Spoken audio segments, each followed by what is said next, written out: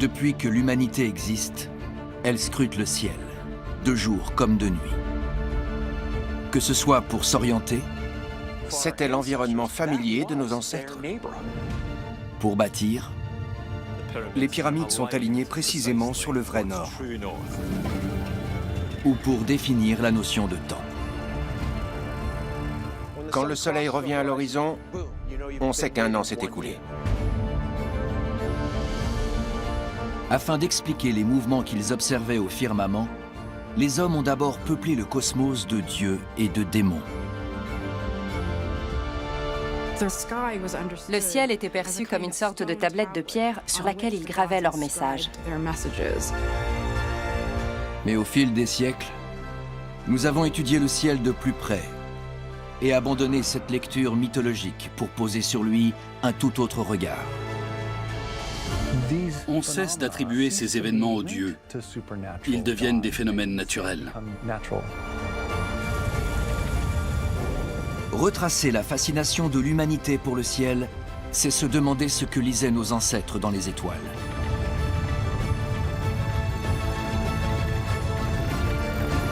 Leur monde était régi par des dieux et des démons.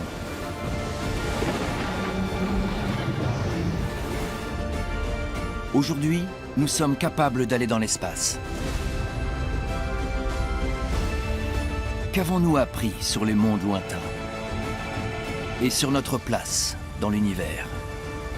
Voici l'histoire du ciel des hommes.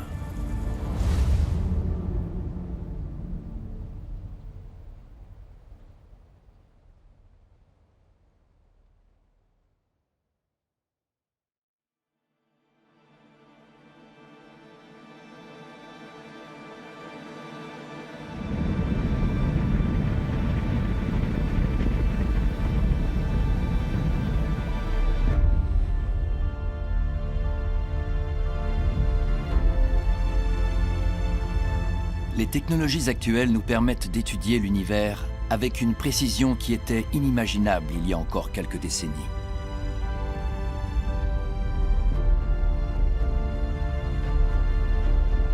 Nous sommes capables d'observer des galaxies distantes de plusieurs millions d'années-lumière, d'analyser la composition chimique d'autres planètes, et même d'assister à la naissance de nouvelles étoiles. Nous savons que la Lune tourne autour de la Terre à une vitesse de 3680 km/h environ. Et que la myriade de points lumineux visibles la nuit sont de lointains soleils, qui possèdent pour certains leur propre système planétaire.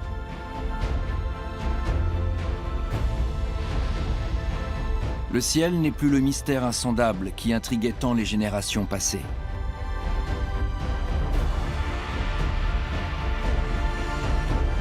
Pourtant, le respect teinté d'émerveillement qui nous saisit lorsque nous levons les yeux vers la voûte céleste n'a guère changé au fil des millénaires.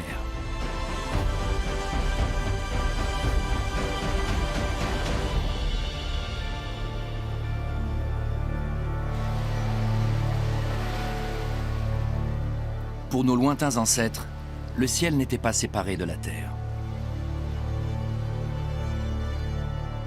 Dans leur vision du monde, des êtres fabuleux régnaient sur la nature.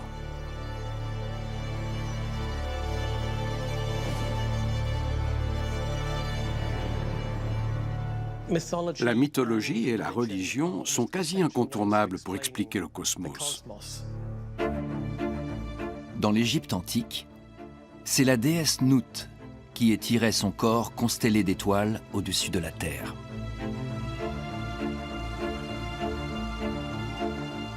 Thoth et Khonsu étaient les divinités de la Lune. Plus généralement, bien des récits de création de l'univers font la part belle aux êtres surnaturels. Nous inventons des histoires pour expliquer ce qui nous échappe, parce que personne ne peut vraiment comprendre l'apparition de l'univers.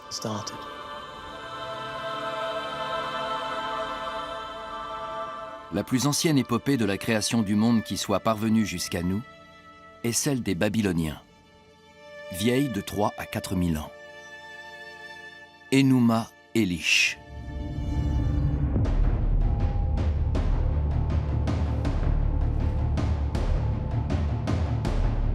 Elle raconte l'affrontement épique entre Tiamat, divinité des eaux salées, et le dieu Marduk.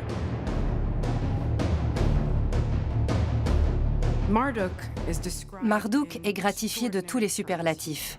Il possède 4 yeux, il est auréolé de la gloire de 10 dieux et sa splendeur est incommensurable.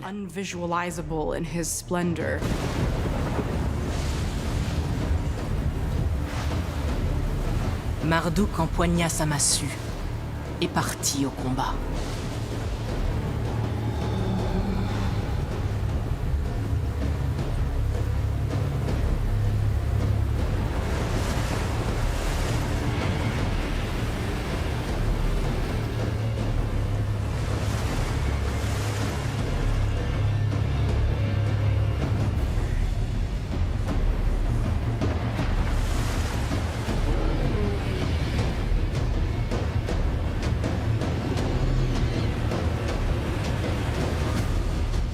Se dressant face à face au milieu de la mer déchaînée, Marduk et Tiamat se jetèrent dans une lutte acharnée.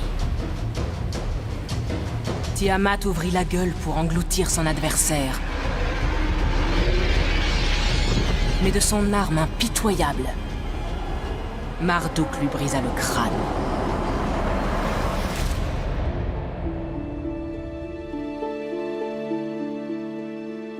L'affrontement entre Marduk et Tiamat est à l'origine de l'apparition de la terre, des mers et du ciel, tels que nous les connaissons. Ce combat divise l'univers entre le haut et le bas, le ciel et la terre. Dans ce récit épique, Marduk crée également les étoiles et les constellations.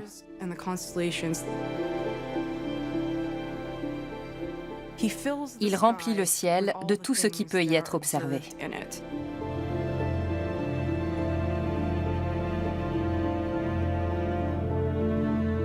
Il est possible aujourd'hui de se faire une idée de la vision du cosmos des Babyloniens. La carte babylonienne du monde est la plus ancienne du genre qui soit parvenue jusqu'à nous. Cette tablette en argile cuite au four vers le 5e siècle avant notre ère montre la Terre sous la forme d'un disque posé sur l'océan.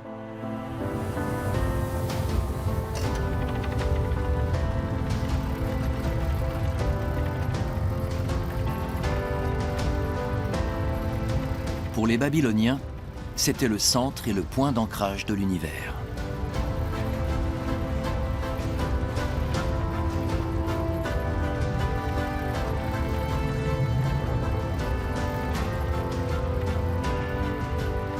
Mais la Terre plate est une représentation commune à de nombreuses civilisations antiques. De l'Extrême-Orient à l'Afrique et jusqu'au continent américain.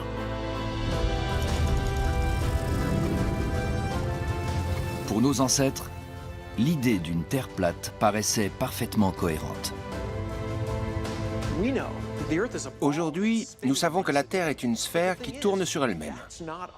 Mais c'est plutôt contre-intuitif. Quand on se promène sans y réfléchir et qu'on observe ce qui se passe autour de nous, on a l'impression que la Terre est plate et que c'est le ciel qui tourne.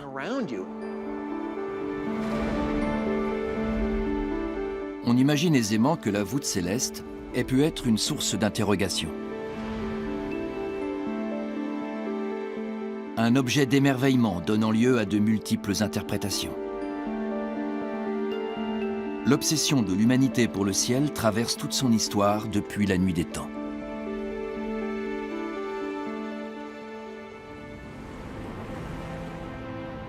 Découverte au début du XXe siècle, la grotte del Castillo est nichée dans une colline du nord de l'Espagne.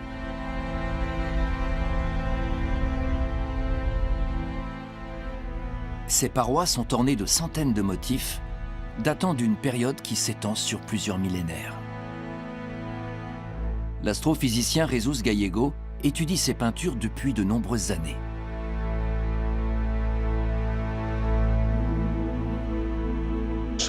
Certaines sont vieilles de 40 000 ans.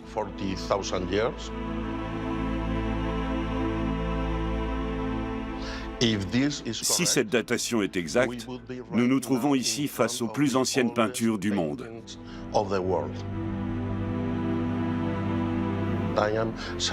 Il y a une trentaine d'empreintes de mains autour de moi. Sans doute 20 de femmes et 10 d'hommes selon les estimations. J'aime bien l'idée qu'ils aient simplement appuyé leurs mains pour laisser une trace, afin de nous léguer quelque chose, à nous les gens de l'avenir.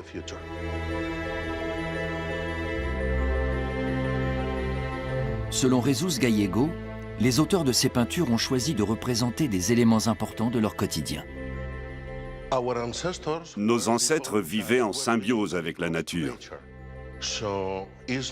Il n'est donc pas étonnant qu'ils aient représenté des animaux sur les parois de cette grotte.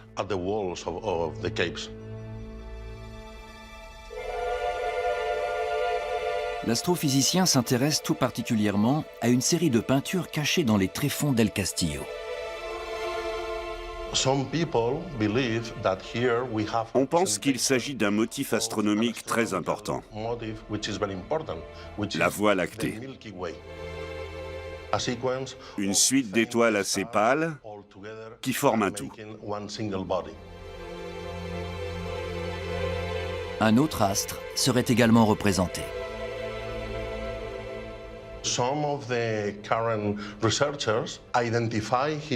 Certains chercheurs pensent qu'on a là une séquence de phénomènes qui pourraient renvoyer aux phases de la Lune et aux différents jours du mois.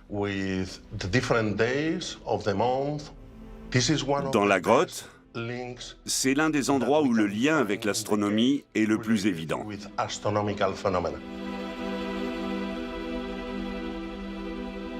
Il s'agit peut-être des plus anciennes peintures pariétales au monde montrant la voûte céleste.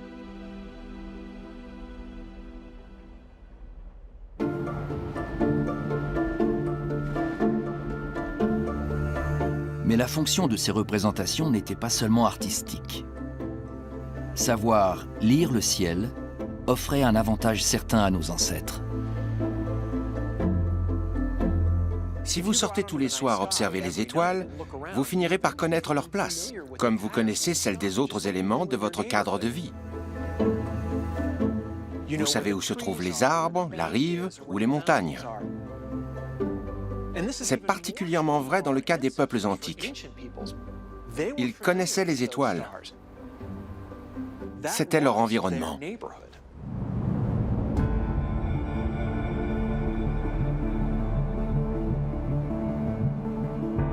Nos ancêtres voyaient quotidiennement le soleil se lever d'un côté du ciel et se coucher de l'autre. Ce mouvement immuable leur permettait de s'orienter. Et une fois la nuit tombée, ils pouvaient s'aider des étoiles pour trouver leur chemin.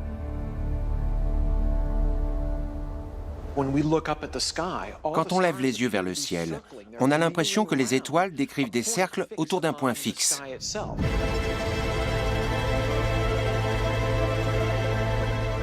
C'est ce qu'on appelle les pôles célestes. Il y en a un au nord et un au sud. Et toutes les étoiles semblent tourner sur cet axe. Dès lors qu'ils parvenaient à localiser ces deux pôles, nos ancêtres pouvaient se repérer. La mécanique céleste et ses cycles récurrents leur ont aussi permis de mettre en évidence un autre élément fondamental dans chaque vie humaine: le temps qui passe. Il existe 3 grands cycles en astronomie que l'on peut observer à l'œil nu en contemplant le ciel. D'abord, l'alternance jour-nuit, qui dure 24 heures.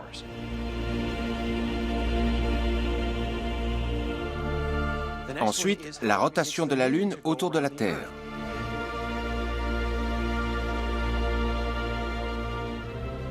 Elle passe par une succession de phases, de la nouvelle lune à la demi, puis à la pleine lune, avant de décroître. On peut ainsi mesurer une durée d'environ 1 mois.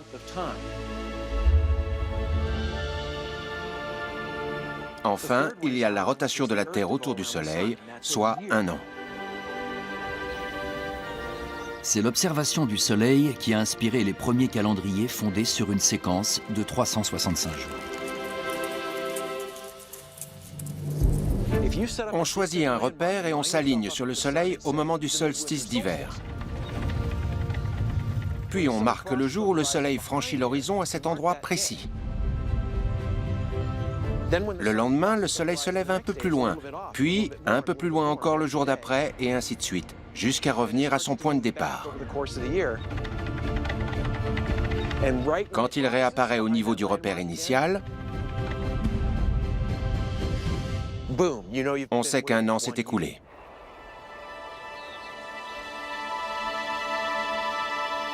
La course du Soleil a inspiré à l'homme des monuments partout dans le monde.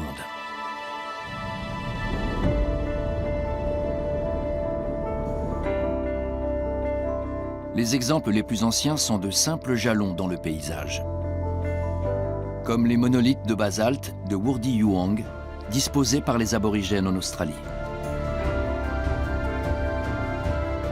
ou les 12 fosses de Warrenfield en Écosse, creusées il y a 10 000 ans.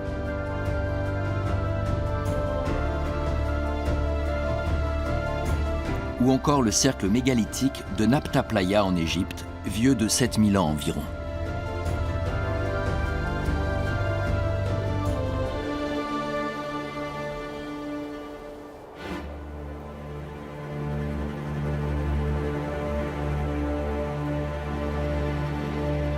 Au fil des siècles, des constructions plus sophistiquées et parfois titanesques sont apparues. Certaines sont encore visibles.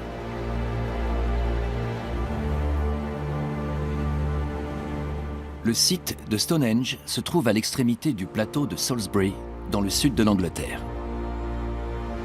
C'est l'un des monuments les plus célèbres de la planète.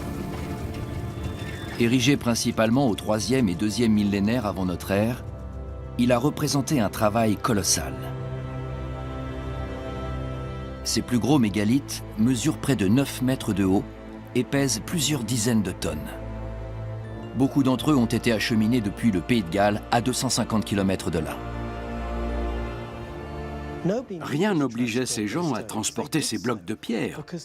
S'ils l'ont fait, c'est parce que la roche possédait des qualités essentielles pour le site de Stonehenge. C'était une opération extraordinairement complexe. Il a fallu investir des efforts et des ressources considérables pour bâtir Stonehenge.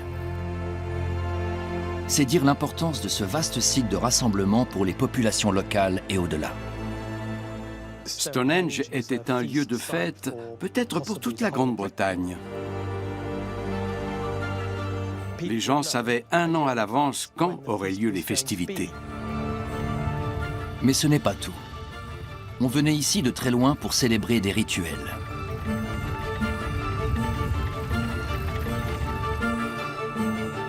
Et peut-être pour adorer le soleil. On y pratiquait toutes sortes de rituels pour invoquer le soleil, afin qu'il redonne vie à la nature au cœur de l'hiver. Les monuments de Stonehenge sont orientés vers le point où le soleil se lève au moment du solstice d'été et où il se couche au solstice d'hiver. Une sorte de calendrier géant, marquant le jour le plus long et le plus court de l'année. Ce lien étroit entre religion et alignement solaire se retrouve ailleurs dans le monde.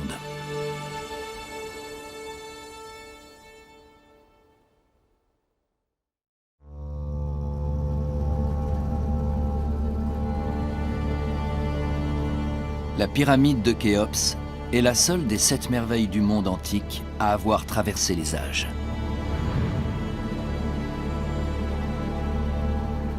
Voilà près de 4600 ans qu'elle se dresse sur le plateau de Gizeh, à quelques kilomètres du Nil. Celle qu'on appelle la Grande Pyramide a été élevée pour servir de dernière demeure au pharaon Khéops. C'est la pièce maîtresse d'un vaste complexe funéraire comptant notamment 2 autres pyramides. Toutes sont orientées selon les 4 points cardinaux.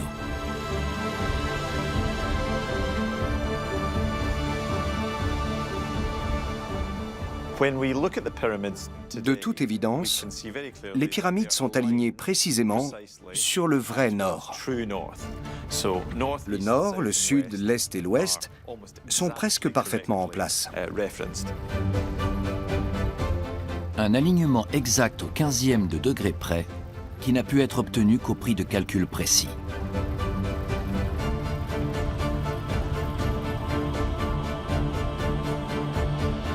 Si les Égyptiens ont pris cette peine, c'est sans doute que cette orientation avait une signification particulière pour eux. À l'époque où ils construisent les pyramides de Gizeh, les Égyptiens s'intéressent de plus en plus au soleil, comme en témoigne le titre porté par leur pharaon. Ces derniers commencent à être qualifiés de fils de Ré, le dieu du soleil. On peut donc voir un lien direct entre l'orientation des pyramides et l'importance du roi, vu comme l'enfant du soleil. Dans l'Égypte antique, Ré est l'une des divinités les plus importantes. Il est représenté dans une barque qui parcourt quotidiennement le ciel. Sa disparition le soir venu a aussi son explication. Dans la religion égyptienne, Ré meurt chaque nuit, puis entreprend un voyage nocturne dans le monde souterrain. L'une des fonctions des prêtres consiste à préparer et à célébrer la renaissance de Ré, le soleil, à l'aube. La place centrale du dieu Ré dans le panthéon égyptien se reflète dans l'alignement des pyramides de Gizeh. Mais comment leurs bâtisseurs ont-ils atteint une telle précision il y a plus de 4 millénaires? On pense souvent que les peuples de l'Antiquité manquaient de connaissances. Mais en réalité, ils comprenaient la course du soleil et le mouvement des ombres. Ils possédaient le savoir nécessaire en astronomie, en géométrie et en ingénierie pour réaliser ce type de construction. Ils savaient localiser les points cardinaux avec une grande précision. Pour ce faire, il suffit d'un grand bâton, d'un fil à plomb et d'un marteau. Ce bâton s'appelle un gnomone. Une fois planté bien droit, il va projeter une ombre grâce à la lumière du soleil. C'est pas mal. Maintenant que notre gnomone est en place, on peut voir son ombre. Je n'ai qu'à marquer l'extrémité de l'ombre à différents moments de la journée. Je vais obtenir un arc sur le sol à mesure que le soleil monte puis redescend. Ça va me permettre de repérer l'est et l'ouest.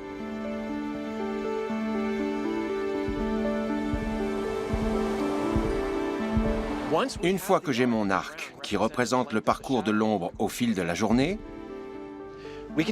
je peux prendre une cordelette et l'attacher au gnomone pour tracer un cercle dans la terre. Ce cercle va croiser l'arc en 2 points. Si je trace une ligne pour les relier, j'ai l'axe est-ouest.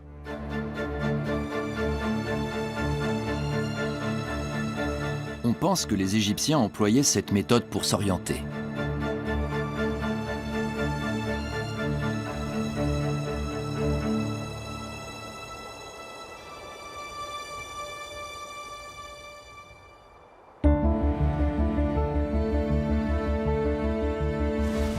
Bon nombre de grands édifices sacrés laissés par les civilisations antiques sont disposés en fonction des points cardinaux.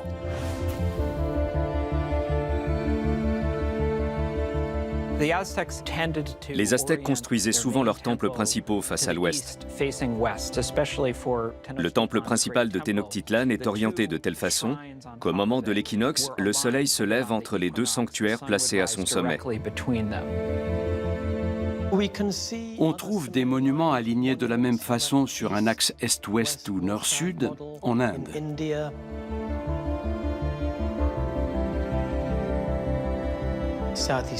Ou en Asie du Sud-Est, au Cambodge par exemple, sur l'immense site des temples d'Angkor.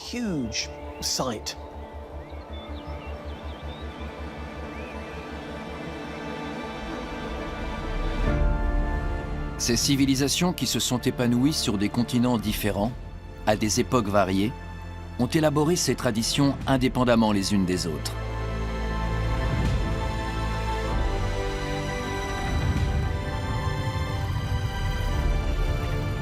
Toutes se sont appuyées sur leur connaissance du ciel pour ériger des monuments.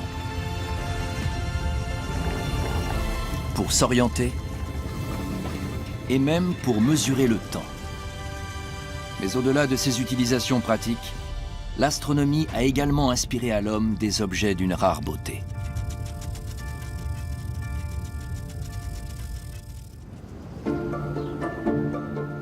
Au musée de la préhistoire de Halle en Allemagne, on peut admirer l'un des plus vieux instruments d'astronomie de l'humanité, le disque céleste de Nebra.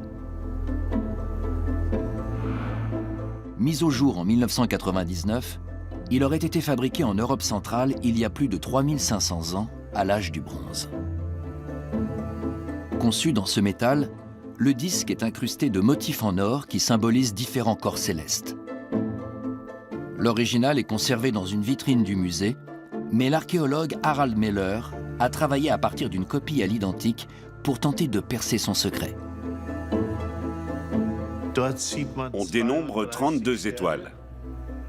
Il y a un disque plein qui pourrait représenter le Soleil ou la Lune, un croissant qui doit être la Lune. Cet ensemble de 7 étoiles correspond à la constellation des Pléiades. Ici, on a un arc représentant l'horizon. De l'autre côté, il est manquant. En alignant ces deux arcs de cercle sur le lever du Soleil à certains moments de l'année, on pouvait utiliser le disque comme un calendrier solaire. Là, c'est le 21 juin, le jour du solstice d'été.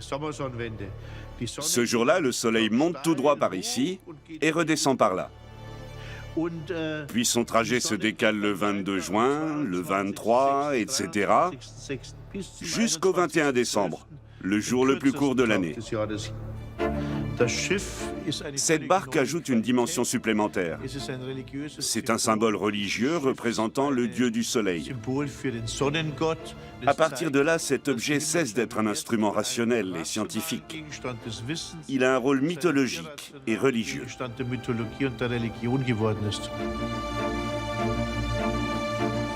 Le disque de Nebra nous montre comment des observations astronomiques ont pu être fixées de façon imagée, en l'absence d'écriture. À 3000 km de là, c'est au contraire par l'écrit que l'astronomie a progressé.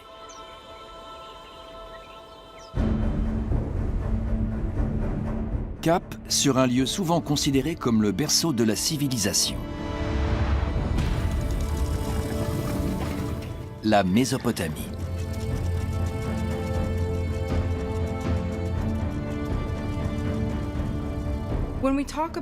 La Mésopotamie antique recouvrait une région qui correspond aujourd'hui à l'Irak, à la Syrie et à une partie de la Turquie.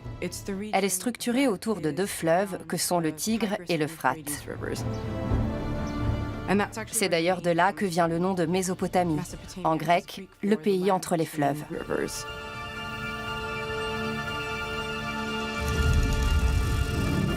Dans la Mésopotamie antique, nous retrouvons la célèbre cité de Babylone.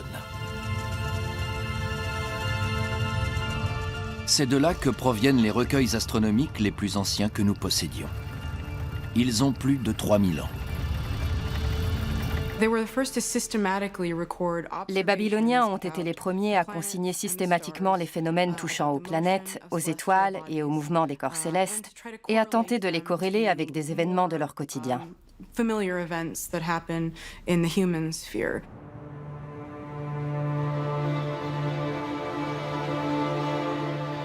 Beaucoup de ces documents ont traversé les siècles et sont conservés au British Museum de Londres.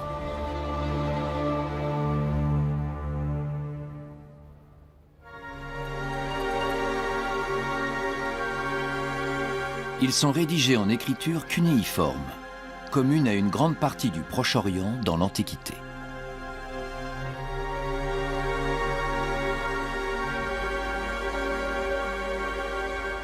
Le cunéiforme s'écrivait au moyen d'un stylet qui imprimait des caractères anguleux dans des tablettes d'argile. Et ces signes composent des mots.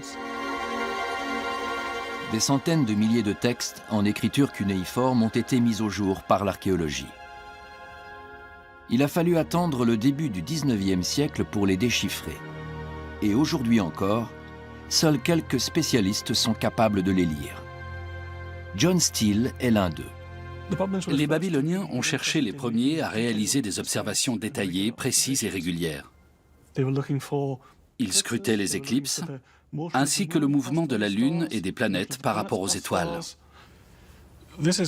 Voici un recueil très intéressant qui recense les éclipses de Lune sur plus de 400 ans, du milieu du 8e siècle à la fin du 4e siècle avant notre ère. Comme vous pouvez le voir, c'est une sorte de tableau avec des cases. Chacune d'elles contient le compte-rendu d'une éclipse de Lune.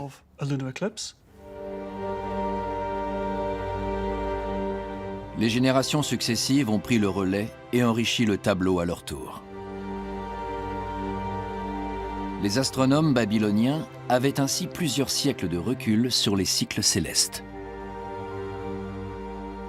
De ce fait, ils ont été les premiers à essayer d'analyser ces phénomènes mathématiquement pour réaliser des prédictions précises. Ces tablettes marquent la naissance de l'astronomie moderne, mais aussi de l'astrologie. Tant du point de vue de l'observation, de la prédiction que de la théorie, c'est à Babylone que tout commence.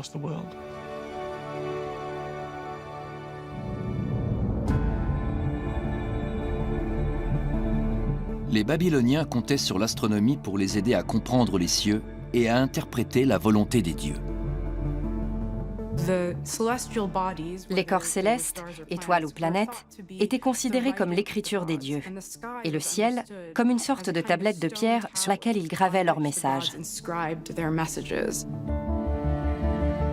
Tout l'enjeu était donc de parvenir à déchiffrer ces messages divins.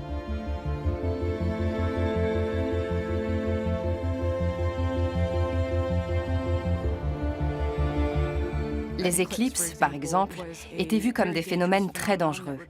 Il fallait mettre le roi en sécurité et le remplacer pendant quelques mois, jusqu'à ce que le danger soit passé. La consultation du ciel pour prendre les décisions importantes est là encore une constante dans le monde entier.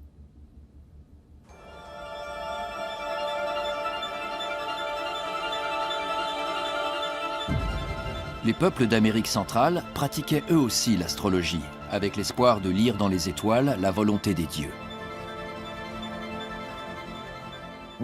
Les premières traces de la culture maya remontent au 2e millénaire avant notre ère.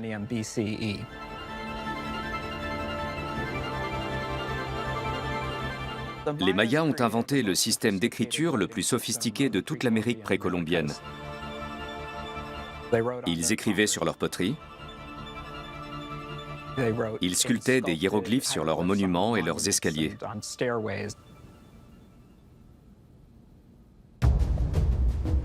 Ces inscriptions sont encore visibles sur des édifices mayas au Mexique, au Guatemala, au Belize et au Honduras. On sait en outre que les Mayas conservaient leurs archives sous la forme de cahiers faits d'un papier en fibre de ficus. La plupart de ces livres sont aujourd'hui perdus. Le climat humide a eu raison d'eux quand ils n'ont pas été détruits par les conquistadors au XVIe siècle.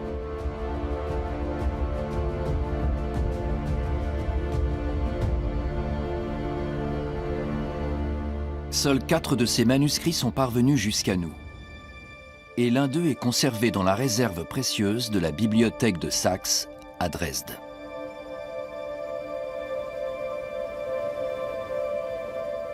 C'est le Codex de Dresde. L'archéologue Christian Prager l'étudie depuis de longues années. Ce manuscrit date du XIIe ou du XIIIe siècle, mais il était encore en usage à l'arrivée des Espagnols. Le Codex de Dresde est le plus volumineux des 4 manuscrits subsistants. Il permet de comprendre le rôle que jouait le ciel dans les décisions du quotidien à l'époque maya. Les prêtres mayas s'appuyaient sur ce manuscrit pour conseiller la population, qui voulait savoir quel était le moment le plus favorable pour faire une offrande à un dieu, quel jour aller chasser, ou quand il allait pleuvoir.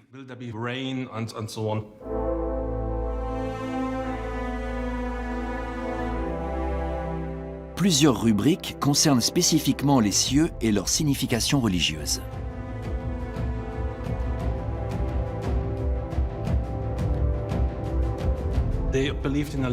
Les Mayas avaient tout un panthéon, avec des dieux spécifiques pour la pluie, pour le pouvoir royal, pour la mort, et ainsi de suite.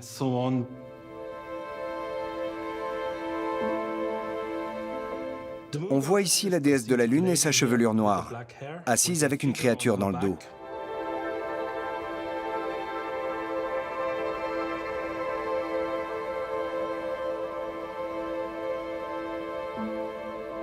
Ça, c'est une éclipse solaire. On voit une partie noire et une autre claire. L'éclipse est suspendue à une bande céleste.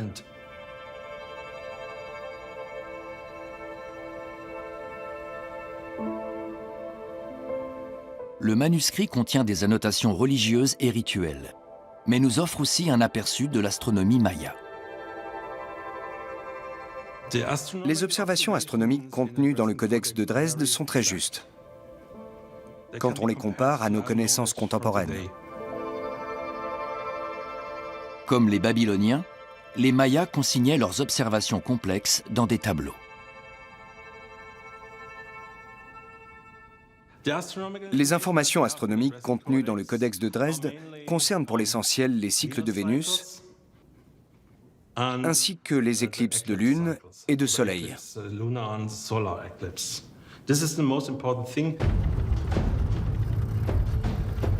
Vénus occupait une place à part aux yeux des Mayas, qui pensaient pouvoir prédire les guerres à partir de sa position. En scrutant chaque apparition de cette planète, ils ont du reste fait une découverte qui a échappé à d'autres civilisations.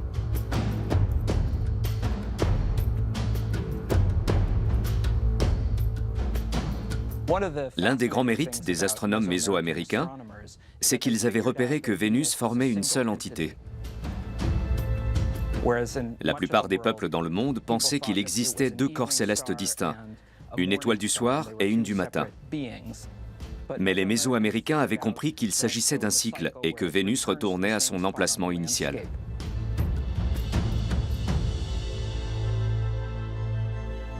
Les calculs concernant les cycles de Vénus sont représentés sous forme de points et de barres, le système numérique maya.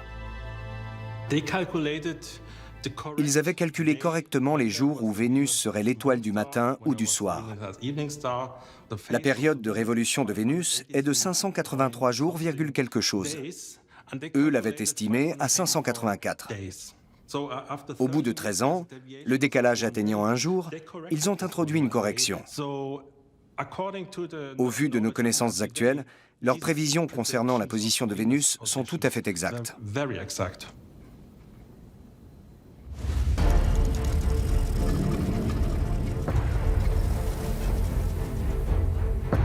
Dans le monde entier, les astronomes de l'Antiquité scrutent le firmament et consignent ce qu'ils y voient.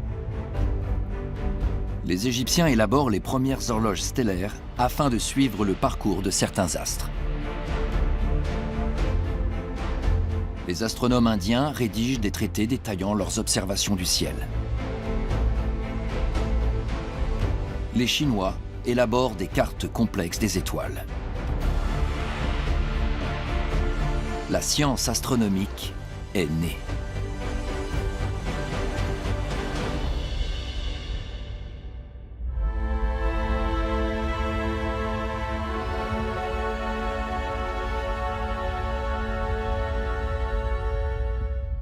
Toutes ces civilisations ont trouvé le moyen de décrire la complexité du ciel nocturne. Si vous sortez la nuit et que vous regardez ces étoiles, elles auront toujours la même disposition, et ce, absolument chaque nuit. Les figures qu'elles forment constituent des points de repère faciles à mémoriser. Nous les appelons des constellations. Une constellation est un ensemble d'étoiles, c'est le sens premier du mot. On a tendance à y voir des motifs. Il y a par exemple la Grande Ourse.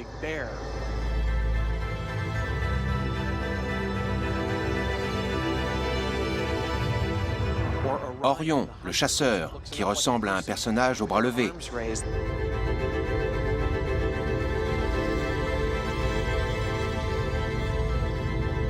Le lion, qui peut faire penser à un fauve de profil. Les peuples qui côtoient des lions sont susceptibles d'identifier cette silhouette.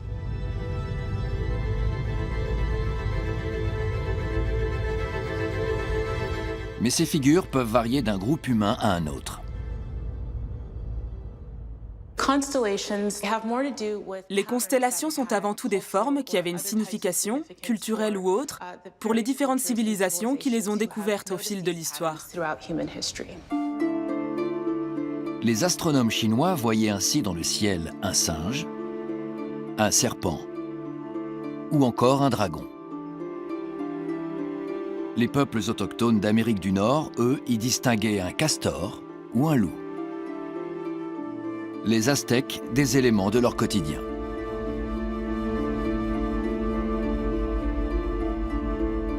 Les Pléiades portaient chez les Aztèques le nom de Tianquetzli, c'est-à-dire le marché. La ceinture et l'épée d'Orion étaient pour eux un forêt à archer.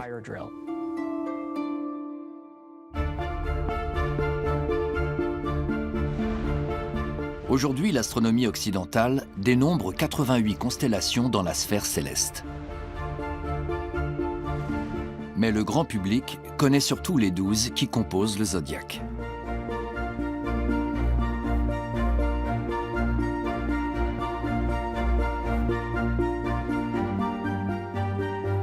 On connaît les 12 constellations du zodiaque officiel, dont tout le monde a entendu les noms.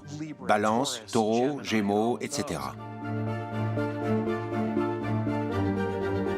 La zone du zodiaque a été initialement délimitée par les astronomes babyloniens il y a environ 2500 ans. Elle reste inchangée à ce jour. Ce choix de 12 constellations parmi les innombrables groupements d'étoiles visibles dans le ciel ne doit rien au hasard. Il est le fruit d'une observation scientifique. Au fil d'une année, vu de la Terre, le Soleil donne l'impression de se déplacer le long d'une ligne dans le ciel qu'on appelle l'écliptique. Sa trajectoire croise une série de constellations, celle du zodiaque.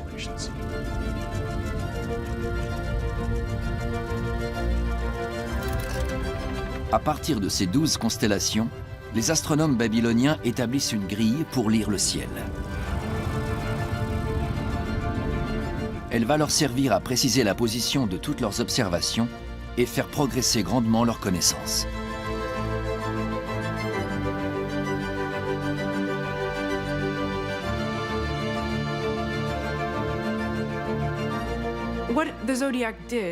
En délimitant le zodiaque, ils ont pu réorganiser les informations dont ils disposaient.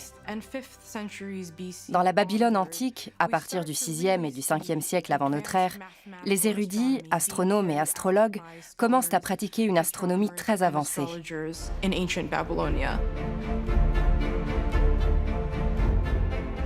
Les Babyloniens établissent un modèle mathématique du cosmos qui leur permet de prévoir les mouvements des astres. Pourtant, les sources antiques montrent qu'ils pensaient toujours que les phénomènes célestes étaient l'œuvre des dieux.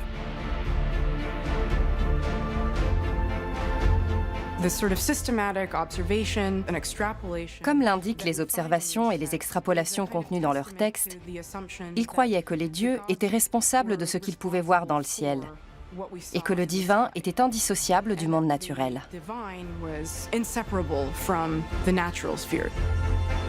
C'est une autre civilisation qui va révolutionner la vision humaine du cosmos.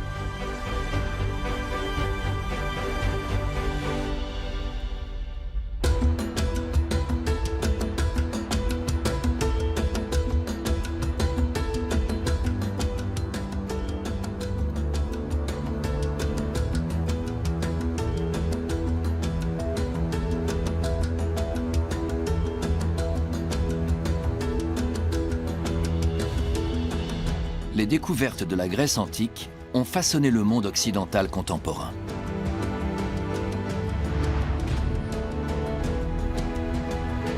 Aux yeux des Grecs, l'univers était avant tout un lieu que l'homme partageait avec des êtres surnaturels. Où un dieu pouvait transformer un héros mortel en constellation, et où le soleil était une divinité s'élançant chaque matin dans le ciel sur un char. Il était courant d'expliquer les mouvements des étoiles et des planètes par des récits concernant les dieux et les déesses.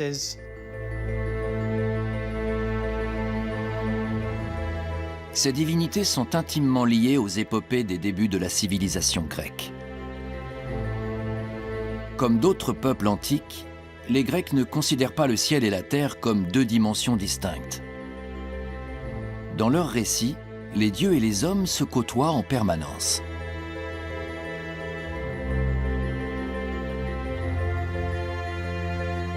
Mais seules les divinités peuvent plonger au fond des mers ou séjourner au sommet des plus hautes montagnes.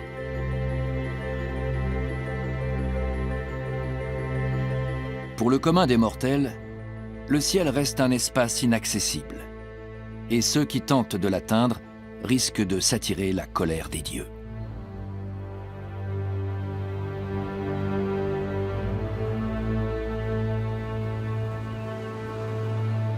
Le mythe qui l'illustre peut-être le mieux est celui de Dédale et d'Icare.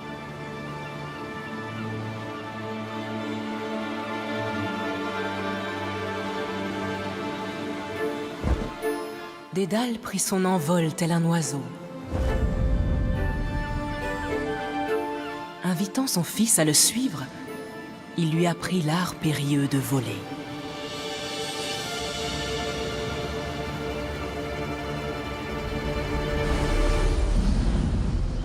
Icare y prit goût. Le plaisir du vol l'incitait à aller toujours plus haut et à viser le ciel.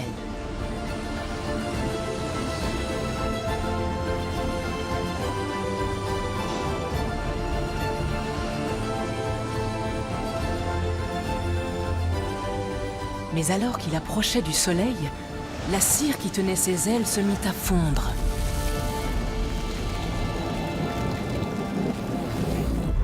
Il battit des bras, en vain. Tandis qu'il criait le nom de son père, il fut englouti par les flots sombres et profonds.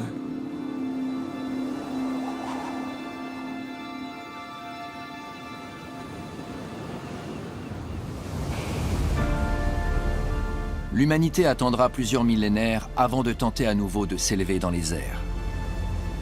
C'est plutôt par la mer que les Grecs de l'Antiquité entreprennent de conquérir de nouvelles terres.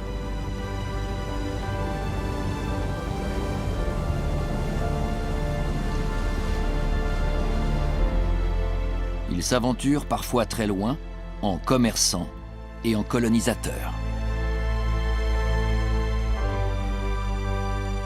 Ce faisant, ils croisent d'autres civilisations, parfois très anciennes.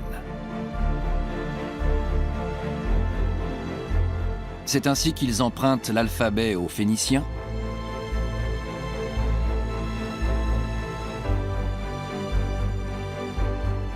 qu'ils s'inspirent de l'art égyptien,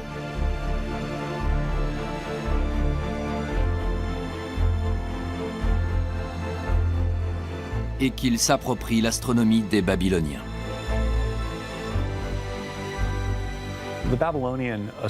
L'astronomie babylonienne exerce une forte influence dans la culture de la Grèce archaïque. Les tables des positions planétaires et les observations consignées façonnent largement la compréhension et la pratique de l'astronomie par les Grecs.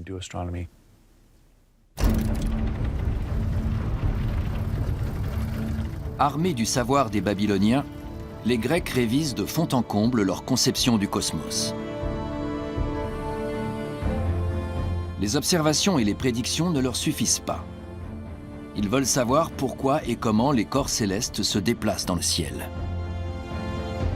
Dans cette démarche, un savant en particulier va jouer un rôle clé.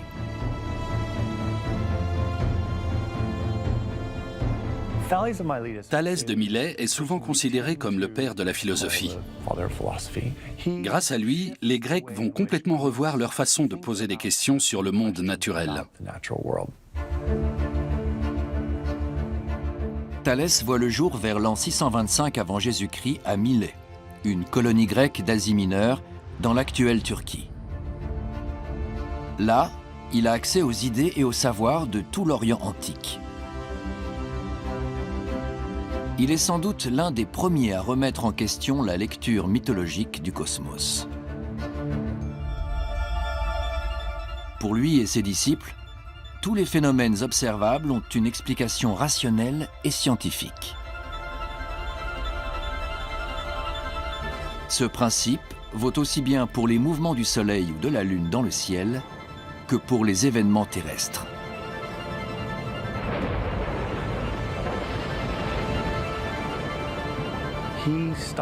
Thalès ne s'interroge plus sur des manifestations individuelles.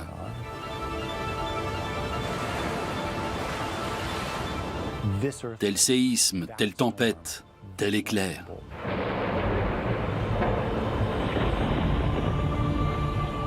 À la place, il se pose des questions sur les phénomènes en général. Qu'est-ce qu'un séisme, une tempête, un éclair?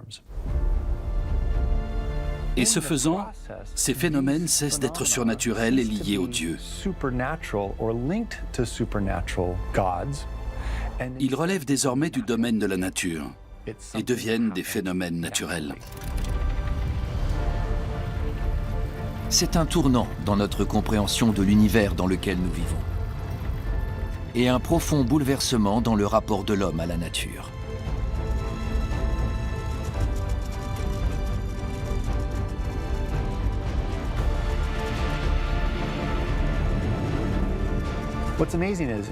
Ça représente un changement incroyable. On passe des âges obscurs à la naissance de la philosophie et des sciences.